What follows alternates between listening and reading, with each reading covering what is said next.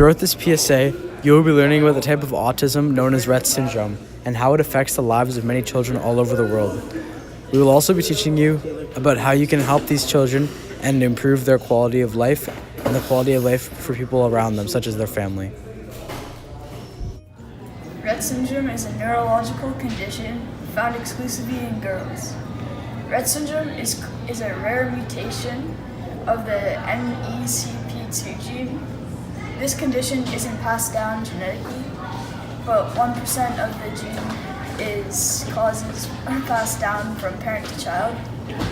Boys with Rett syndrome often do not live long enough to show symptoms found in girls.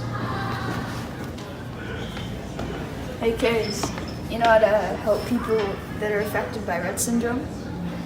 Yeah, there are a number of ways to help reduce the effects of Rett syndrome. Most treatments are supportive and aim at addressing specific symptoms of Rett syndrome rather than trying to take on the disorder as an entire entity. Generally speaking, the goal of these treatments is to hold back decline in abilities, enhance or maintain movement, and support social contact and communication. Most families and physicians find that what works best is a complex, interdisciplinary approach that includes many diverse kinds of therapies. These therapies range from traditional approaches to new and experimental ones. Physical therapy to help improve or maintain mobility and balance, address diminished motor skills, maintain flexibility, and strengthen muscles. Some more therapies for Rett syndrome include speech-language therapy to assist with communication developing skills, including use of nonverbal forms of communication and other methods of augmentative communication. Examples, picture communication. Occupational therapy is used to define goals and interventions to optimize basic life skills such as dressing, chewing, drinking, and brushing teeth, as well as in self-directed activities such as play and recreational activities.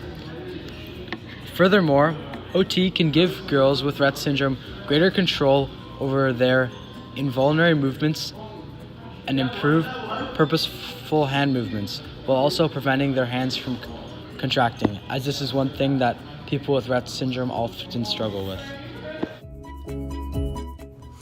Healthcare professionals are vital members of the healthcare team involved in the treatment of people with Rett syndrome. They include orthopedic surgeons, gastroenterologists, pulmonologists, cardiologists, neurologists, developmental specialists, developmental pediatricians, special education providers, and nurses. Something I need to tell you about Rett syndrome. What's that? So people of our generation really need to realize that Rett syndrome is a serious condition and it shouldn't be treated lightly. Our goal is to bring awareness to Rett syndrome so that people can learn about Rett's and how it affects the lives of little kids all around the world. People like the Ontario Rett Syndrome Association are trying their best to cure Rett's with fundraisers. We need to be like them and help. You're right.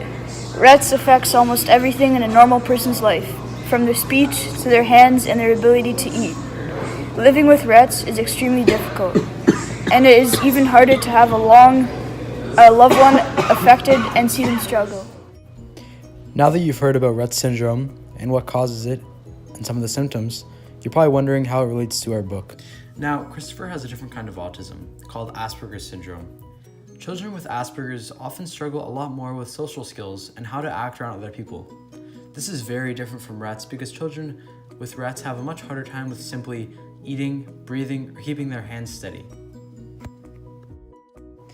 Throughout the course of the novel, The Curious Incident of the Dog in the Nighttime, we read about how Christopher was having some trouble with the social skills and interactions with other people.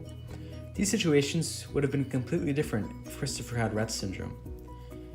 This just proves that as a society, we need to understand that there are multiple different types of autism that all affect people in different ways.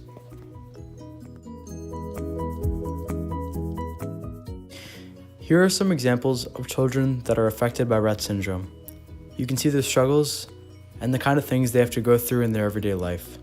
However, just because these girls have Rett syndrome does not mean that they are powerless or that they don't have any feelings, which is why we as a society need to step up for people with Rett syndrome, give them the same opportunities, and help them reach their full potential.